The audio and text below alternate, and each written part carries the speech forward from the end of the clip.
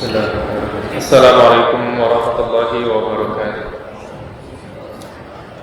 Baik, pada kesempatan malam hari ini kita coba untuk membaca bersama-sama surat At-Takwir ayat yang ke-15, lanjutan dari pertemuan yang lalu. Insyaallah pada malam hari ini kita mulai dari ayat yang ke-15.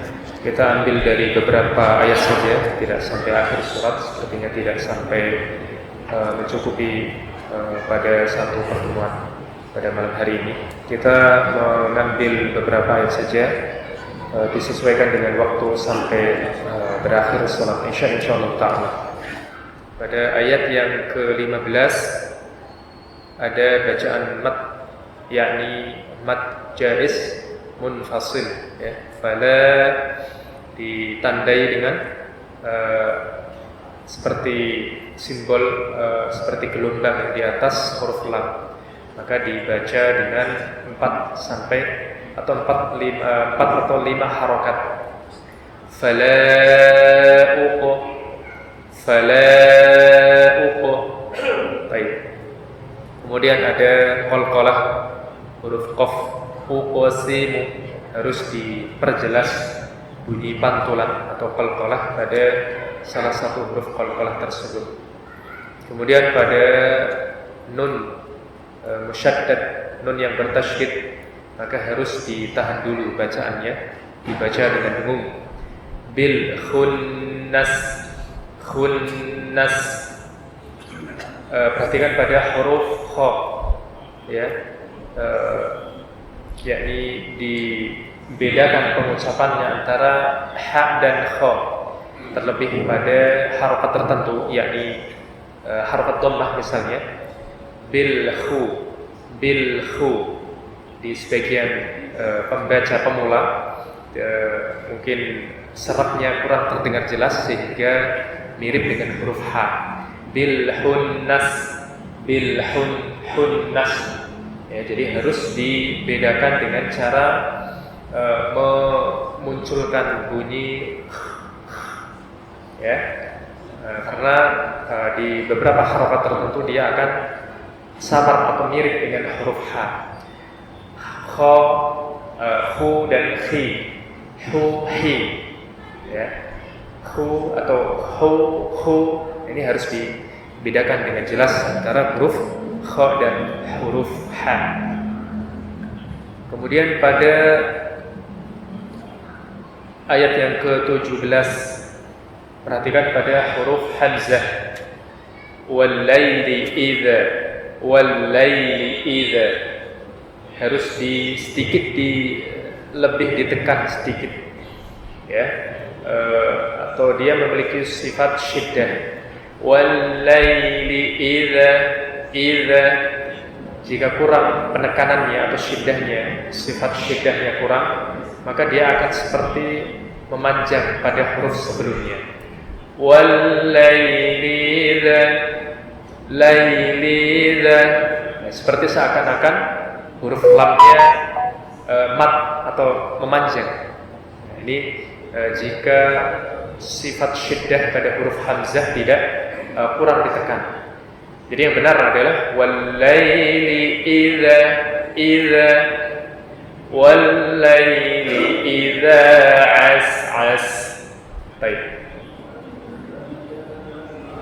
Kemudian pada ayat yang ke-18 was-subhi, perhatikan pada huruf sa.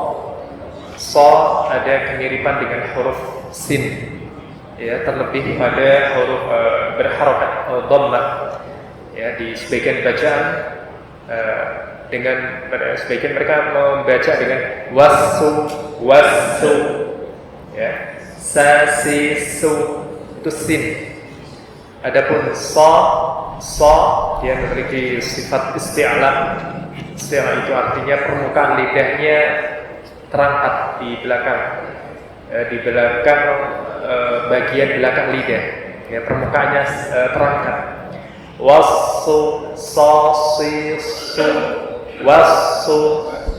baik. Was-subhi idza Idza tanaffas, af sifat hamas pada fa, af tanaffas. Nah, kita menjelaskan di beberapa ayat mengenai tafsir mungkin singkat berkaitan dengan ayat yang sudah kita baca. Fala uqsimu bil khunnas, ya, yang artinya kalau terjemahan aku bersumpah demi bintang-bintang. Ya, fala uqsimu bil khunnas. Ya, terjemahan mudahnya yakni aku Allah Subhanahu wa taala bersumpah dengan atau demi bintang-bintang. Ya. Fala, la dalam bahasa Arab ya, biasa dikenal dengan arti menafikan sesuatu. Ya. La adkhulu al-madrasah, aku tidak masuk, atau ala akhruju ya, ila suq atau ila al-madrasah, aku tidak keluar menuju ke sekolah. La menafikan sesuatu. Namun di dalam ayat ini la, huruf la, fala tidak berfungsi menafikan sesuatu. Ya. Namun mentakkid, menguatkan dari Allah Subhanahu wa taala tatkala bersumpah dengan sebagian makhluknya. Fala, maka sungguh. Ya. Sungguh bukan artinya tidak, tapi sungguh aku bersumpah demi bintang-bintang. Kemudian al-jawaril kunnas. Al-jawari dari kata ini yajri, jara yajri artinya mengalir, beredar. Al-jawari, al-kunnas yang beredar. Al-kunnas yakni terbenam. Jadi bintang-bintang itu disebutkan dalam ayat ini berarti beredar di tempat peredarannya.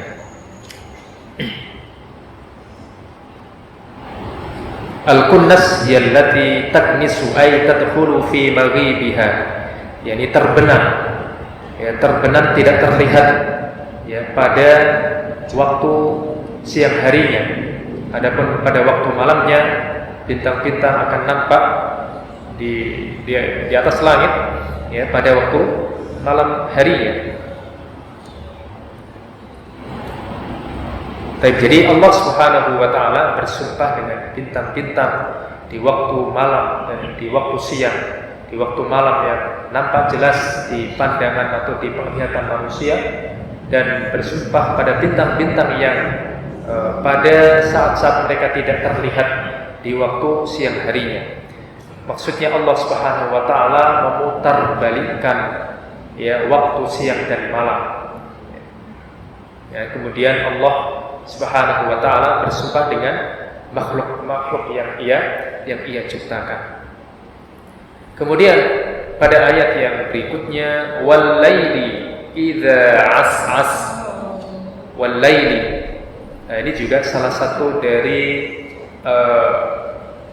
ungkapan sumpah ya, ungkapan sumpah dari ayat ini.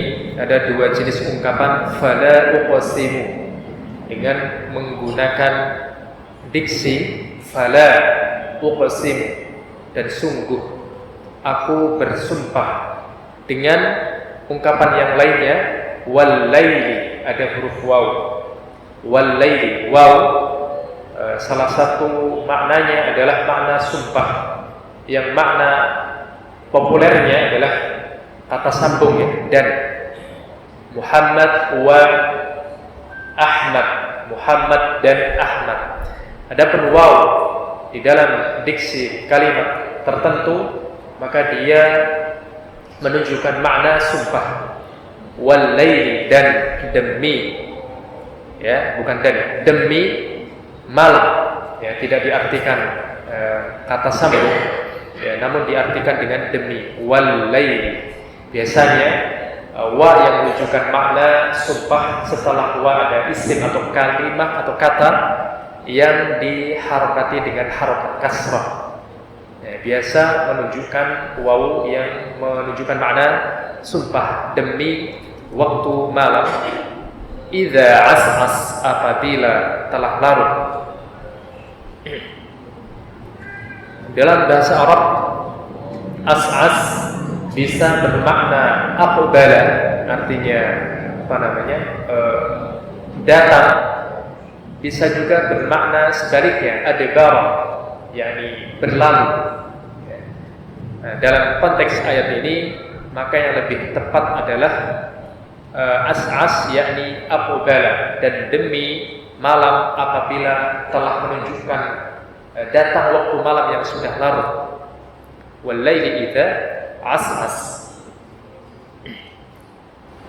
Kemudian pada ayat yang setelahnya, was-subhi idza tanaffas. Was-subhi, ini juga was-subhi, demi waktu subuh. Idza tanaffas, apabila tanaffas, yakni waktu yang sudah mulai nampak, mulai menyingsing, waktu fajar yang sudah mulai muncul, ya, atau telah menyingsing. Nah, ya, jadi dari ayat yang ke-15, fala uqsimu bil khunnas, sampai pada ayat yang ke-17 atau ayat yang ke-18, semuanya diawali dengan redaksi atau diksi sumpah. Ya, di dalam kalimat dalam bahasa Arab, ya, ada kalimat jawabus syarat, ada kalimat syarat dan jawabus syarat.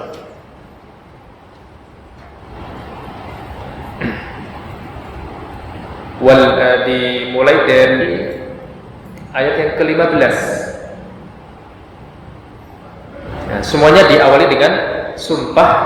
Kemudian pada ayat yang ke-17 ditambah dengan pada kata idza. Wal laili idza as'as, ada tambahan diksi idza. Seperti yang sudah kita sampaikan di pertemuan yang lalu, ada kalimat yang jika diawali dengan apabila, maka menunjukkan kalimat tersebut belum sempurna, masih membutuhkan pelengkap kalimat atau kata supaya kalimat tersebut menjadi sempurna. Misalnya, jika guru datang ke dalam kelas, maka masih membutuhkan, ya, apa selanjutnya setelah guru tersebut masuk ke dalam kelas. Ya, masih menunjukkan kalimat yang kurang sempurna dan pendengar masih penasaran setelahnya apa. Namun jika ditambahkan murid-murid tiba-tiba pada diam, maka ini sudah menunjukkan makna yang sempurna pada kalimat tersebut. Demikian juga di dalam ayat ini, ya, mulai dari ayat yang ke-15 sampai ke-18, kalimat tersebut atau ayat tersebut belum menunjukkan kelengkapan di dalam makna di dalam ayat tersebut, sampai ada ayat yang setelahnya sebagai bentuk melengkapi dari ayat-ayat yang tadi yang diawali dengan sumpah. Maka ayat yang setelahnya yaitu ayat yang ke-19. Innahu laqaulu rasulin karim. Ini sebagai jawab syarat, ya, sebagai pelengkap dari maksud ayat yang diawali dengan sumpah atau ayat yang diawali dengan idza, sehingga menjadi lengkap makna dan maksud daripada ayat tersebut. Innahu laqaulu rasulin karim, yang artinya sungguhnya, innahu, sungguhnya, hu kembali ke Al-Quran, sesungguhnya ia Al-Quran, la qawlu rasulin karim, la mengandung makna penekanan. Innahu la qawlu, sesungguhnya ia, yakni Al-Quran, la qawlu, sungguh, qawl yakni ucapan, perkataan, rasulin karim. Rasul artinya utusan, karim yang mulia. Ya, maksud daripada rasul di sini adalah siapa? Jibril, malaikat. Jadi kata rasul itu secara umum adalah utusan, ya, sesuai dengan konteks pada ayat yang disebutkan di masing-masing bacaan. Kalau di dalam ayat ini maka maksudnya adalah malaikat Jibril. Innahu laqaulu rasulin karim, utusan yang mulia.